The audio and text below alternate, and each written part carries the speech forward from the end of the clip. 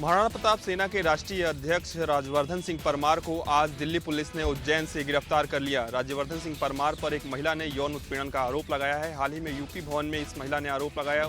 महिला का कहना है कि राज्यवर्धन सिंह परमार ने नेताओं से मिलवाने के नाम पर हमें यूपी भवन लेकर गए और कहीं न कहीं मेरे साथ दुर्व्यवहार किया। इस पूरे मामले में उत्तर प्रदेश सरकार ने भी कार्रवाई की है। यूपी भवन के तमाम अधिकारियों को सस्पेंड किया गया है, जिसमें व्यवस्था अधिकारी दिनेश कारूस पर भी गाजगिरी है।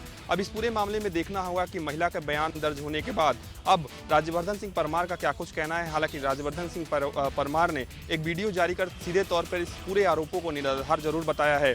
दिल्ली पुलिस इस पूरे मामले में क्या कुछ कार्रवाई करती है, देखने वाली बात होगी। फिलहाल उत्तर प्रदेश सरकार ने एक बड़ी कार्रवाई इस मामले में की है और कई अधिकारियों पर उत्तर प्रदेश सरकार ने गाज गिराई है। मीनागा ट्रस्ट के सर्वे के लिए आए थे, जहां पर कुछ आरोप और प्रत्यारोप हो रहे थे।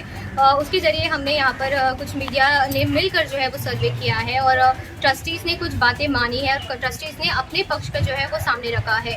और अभी जो हम फिलहाल खड़े हैं, जब हमने स्टार्ट किया था, जब ये वीडियो पूरा देखो, जब हमने स्टार्ट किया था तो ट्रस्टीज़ ने ये माना था कि कोई इलीगल कंस्ट्रक्शंस नहीं हो रहा है, कोई कब्र तोड़ी नहीं गई है। लेकिन हमने वीडियो में साफ तौर पे बताया किस तरीके से वहाँ पर कब्र थी और वो कब्र अभी गायब है। साथ ही साथ हमने ये जो एंड में हम जहाँ पहुँचे हैं वहाँ पर भी जो है इलीगल कंस्ट्रक्शन के बारे में खुद जो है ट्रस्टी ने कबूल किया है।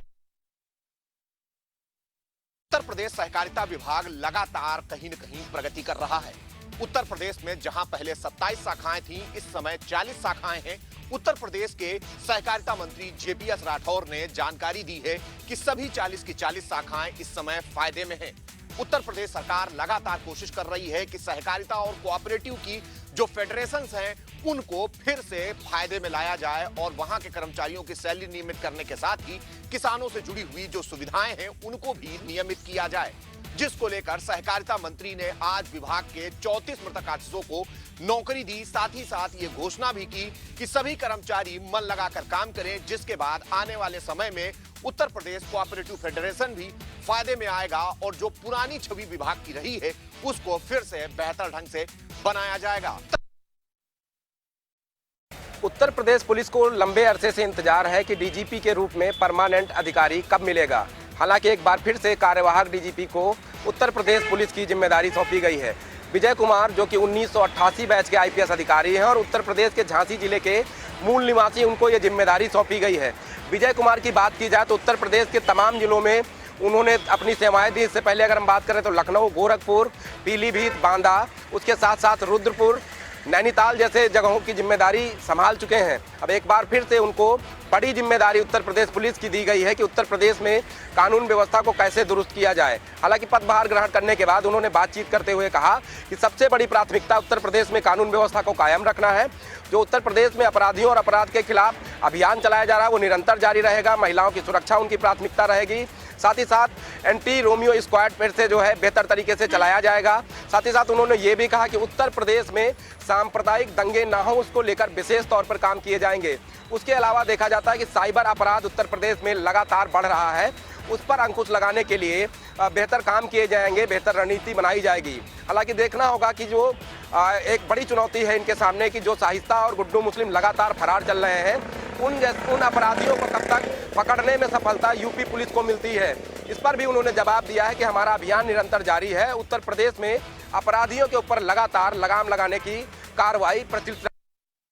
दीदी स्मृति ईरानी की क्लास में भारतीय जनता पार्टी की युवा मोर्चा के युवा फेल हो गए। जी हाँ, आपको बता दें भारतीय जनता पार्टी इस समय प्रदेश के एक व्यापक स्तर पर एक कार्यक्रम चला रही है, जिसमें प्रधानमंत्री मोदी के 9 साल के सफल कार्यकाल को लेकर जन अभियान चलाया जा रहा है। महासंकल्प अभियान के तहत कल भारतीय जनता पार्टी युवा मोर्चा की कार्य समिति की बैठक की थी, जिसमें बताया जाता है कि किस तरीके से आगामी दिनों में जो अभियान है उसको कैसे पूरा करना है। 75 लाख से अभ्यर्थियों से मिलने का टारगेट था, जिसमें 25 लाख का टारगेट तेजस्वी सूर्य, जो कि राष्ट्रीय अध्यक्ष हैं युवा मोर्चा के, उन्होंने दिया था। उसके साथ ही साथ उसके बाद समापन समारोह में जो सेशन था उसको लेने आई थी केंद्रीय मंत्री स्मृति ईरानी। स्मृति ईरानी ने काफ़ी सवाल पूछे, जिसमें युवा मोर्चा के युवा हैं वो कहीं ना कहीं नेता फेल नज़र होते हुए आए। साथ ही साथ लड़कियों की या कहीं महिलाओं की जो प्रतिभागिता थी उसमें कम लोग थे, उनके ऊपर प्रश्न में फेल हुए। साथ ही साथ उसमें दिव्यांगजनों की प्रतिभागिता में भी कहीं ना कहीं फेल नजर आया युवा मोर्चा। तो युवा मोर्चा जिस तरह से आगे बढ़ने की कोशिश कर रहा है, जिस तरह से प्रधानमंत्री नरेंद्र मोदी हमेशा से युवाओं की तर्ज पे बात करते हैं,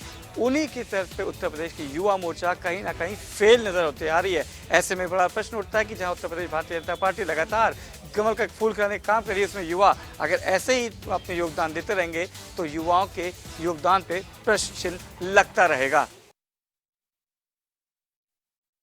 लखनऊ विकास प्राधिकरण की बोर्ड की बैठक आज है और इस बैठक में कई अहम फैसले आज लेने जाने हैं। यानी साफ है कि अलाया अपार्टमेंट के दोस्तों बाद से उसके बाद से उसकी बाइबल और सेफ्टी को लेकर के किस तरीके से नियम निकाले जाएंगे उसको लेकर के भी कड़े निर्देश जारी हो सकते हैं। इसके साथ ही साथ में कई ऐसी परियोजना है जिन परियोजनाओं पर लगातार काम हो रही है उसको मंजूरी मिल सकती है। साथ ही साथ में अगर बात करें जिस तरीके से मकान बनाते समय अगर किस तरीके से उसकी सेफ्टी होगी उसकी उम्र सीमा भी बतानी होगी। साथ ही साथ इंजीनियर को इसकी पूरी डिटेल जो है वो अपने पास रखनी होगी। ये संशोधन कार्य आज योजना में अंतर्गत आ सकते हैं और इसको लेकर के आज इस पे चर्चा भी की जा सकती है। यानी कि बोर्ड की बैठक में इन सभी बिंदुओं पर मंजूरी मिलनी तय हो जा रही है, क्योंकि जिस तरीके से बोर्ड लगातार जो है ऐसी कार्रवाई करता चला आ रहा है और कई ऐसे बिल्डिंगों को सील भी कर चुका है, लेकिन अब जो है बोर्ड सख्त होते हुए इन पे मंजूरी दे देगा।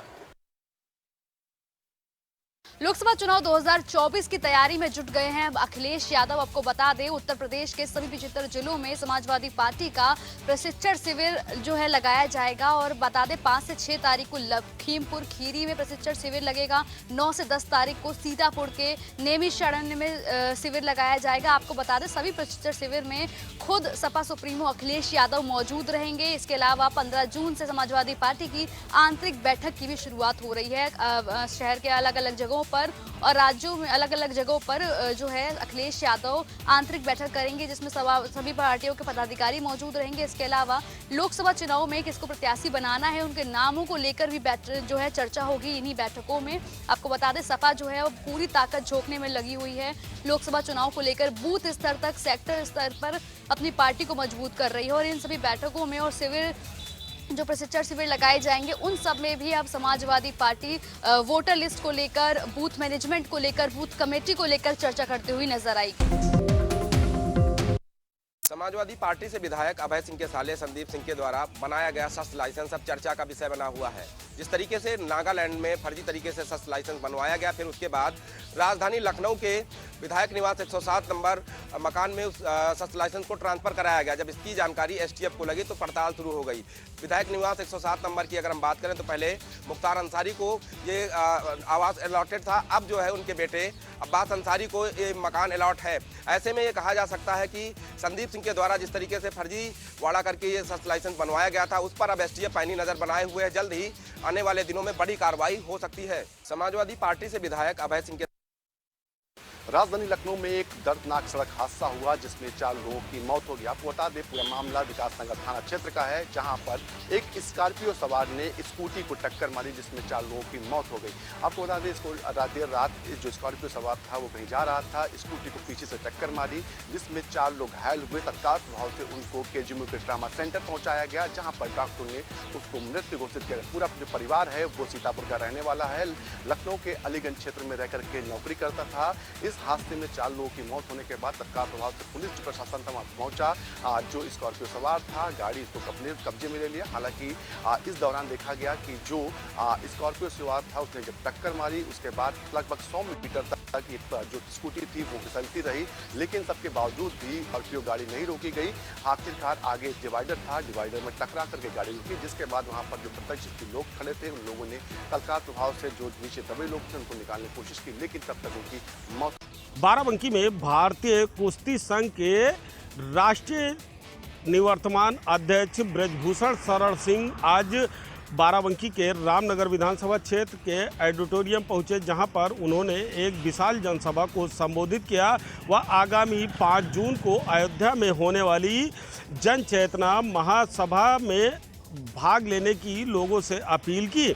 इस दौरान सांसद ब्रजभूषण शरण सिंह ने खिलाड़ियों के द्वारा गंगा में मेडल बहाए जाने पर कहा कि मेडल गंगा में बहा देने से मुझे कोई फांसी नहीं होगी, उसके लिए पुलिस और कोर्ट को सबूत देना होगा कि उन खिलाड़ियों के साथ कब क्या कहां पर हुआ।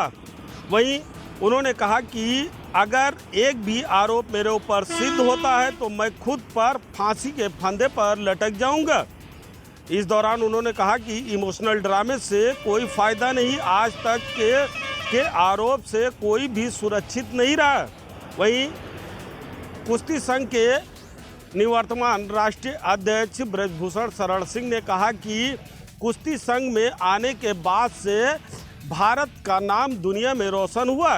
वह 5 बार भारत ने मेडल जीतकर दुनिया में अब तिरंगा फहराया है।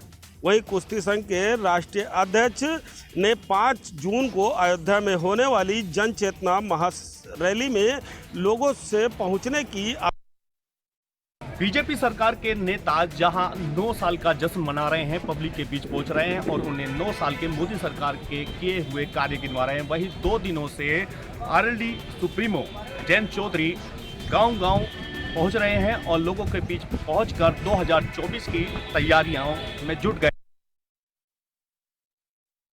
खेलो इंडिया खेलों के तहत गोरखपुर के रामगढ़ ताल झील में बीते 27 तारीख से ही आपको बता दें कि रामगढ़ ताल झील में रोइंग रेस प्रतियोगिता की जा रही है। ख़ास तौर से आज लास्ट दिन है और 30 तारीख से लेकर के 31 तारीख तक 500 मीटर की रेस रोइंग प्रतियोगिता हो रही है और आज फाइनल है। फाइनल में आज मंत्री के कर कमलों द्वारा प्रतिभागी खिलाड़ियों को पुरस्कृत किया जाएगा। 12 बजे का समय निर्धारित किया गया है। खास तौर से इस समय देश के विभिन्न यूनिवर्सिटी से आए खिलाड़ियों ने पार्टिसिपेट किया। 27 तारीख से 31 तारीख तक गोरखपुर में लोग रहे और बड़े हर्षोल्लास के साथ इस रामगढ़ ताल झील में अपनी प्रतियोगिता का प्रदर्शन किया। प्रतियोगिता में कौन बाजी मारेगा यह तो समय बताएगा। फिलहाल सभी खिलाड़ियों में उत्साह देखने को मिला। खेलो कुशीनगर में एक बार फिर कृषि विभाग के जिम्मेदारों की लापरवाही खुलकर सामने आई है। यहां पर बीज गोदाम से दिए गए किसानों के बीज अंकुरित न होने को लेकर एक तरफ जहां किसान परेशान नजर आ रहे हैं, तो वहीं संबंधित विभाग के जिम्मेदार मामले को लेकर हीरा हवाली करते हुए नजर आ रहे हैं। पूरा मामला कुशीनगर जनपद के कप्तानगंज और रामकोला ब्लॉक के में स्थित बीज गोदामों का है, जहां से किसान तो नए बीज की वैरायटी लेकर अपने खेत में बोने के लिए गए, लेकिन उनके खेत में बोने के बाद अंकुरित न होने पर किसान परेशान होते हुए दिखाई दिए। और इसको लेके जब उन लोगों ने उप कृषि निदेशक के साथ साथ जिला कृषि अधिकारी से इसकी शिकायत की, तो उन लोगों के द्वारा संबंधित जिम्मेदारों के खिलाफ जांच कराकर कार्रवाई करने एवं खेत का भौतिक सत्यापन कराकर किसानों के हुए नुकसान का क्षतिपूर्ति कराने की बात कही गई है। लेकिन यहां देखना ये होगा कि अगर एक सप्ताह से 10 दिन जिस तरह से किसानों की फसल पीछे हुई है, तो इसका भरपाई कौन करेगा। कहीं न कहीं इस तरह के मामले को लेकर संबंधित जिम्मेदारों की लापरवाही खुलकर यहां सामने आई है। सरकार द्वारा आयोजित ग्लोबल इन्वेस्ट समिट में 48 करोड़ का एमओयू साइन करने वाले चित्रकूट के उद्यमी संजय अग्रवाल ने चरित्र प्रमाण पत्र बनाने को लेकर के मानिकपुर एसडीएम पर 78 लाख घूस मांगने का आरोप लगाया है।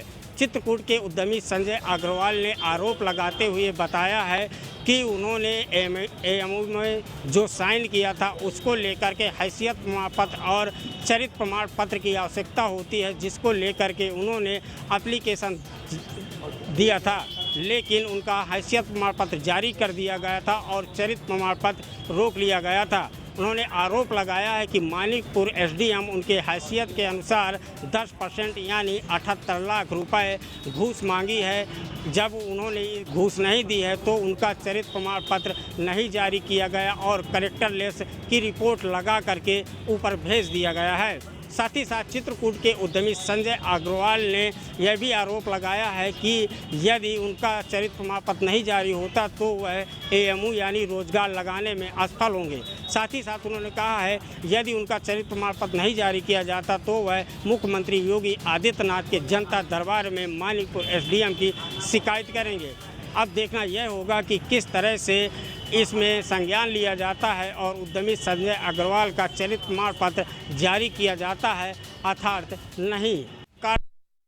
स्वास्थ्य विभाग की लापरवाही का आए दिन कोई न कोई मामला प्रकाश में आता है। आज ऐसा ही एक मामला जिलाधिकारी कार्यालय के बाहर उस समय देखने को मिला जब एक व्यक्ति अपने नन्हे मुन्ने बच्चों के साथ उसकी मां की मौत उसके एवज में सिर्फ न्याय चाहता है और न्याय चाहता है उनसे। जो बड़ी लापरवाही देखने को मिली जिला अस्पताल की, जहां बड़े बड़े कैंप लगाए जाते हैं नसबंदी के, और नसबंदी कराने के बाद उनको सर्टिफिकेट तक दिया जाता है, लेकिन वो महिला प्रेग्नेंट हो जाती है और जब वो इलाज के लिए जिला अस्पताल पहुंचता है तो वहां पर एक आशा बहू के बरगलाने पर उसको एक private nursing home, Phoenix nursing home ले जाया जाता है, जहां उसके बच्चेदानी को काट दिया जाता है और इन्फेक्शन फैल जाने के बाद उसे लखनऊ रेफर कर दिया जाता है। यहाँ पर उससे लाखों रुपए की धन उगाही की जाती है और उसके बाद जब लखनऊ में उसकी मौत हो जाती है तो उसके न्याय के लिए उसका पति आज 1 साल से जिला अधिकारी, सीएमओ हर जगह न्याय के लिए दर दर भटकता है, लेकिन उसको न्याय नहीं मिले। आखिर में थक हार कर उसने मुख्यमंत्री से न्याय की गुहार लगाई और अब शासन से आज जांच के आदेश आ जाने के बाद स्वास्थ्य महकमे का हड़कंप मचा हुआ है। फिलहाल जिलाधिकारी से आज फिर उसने न्याय की गुहार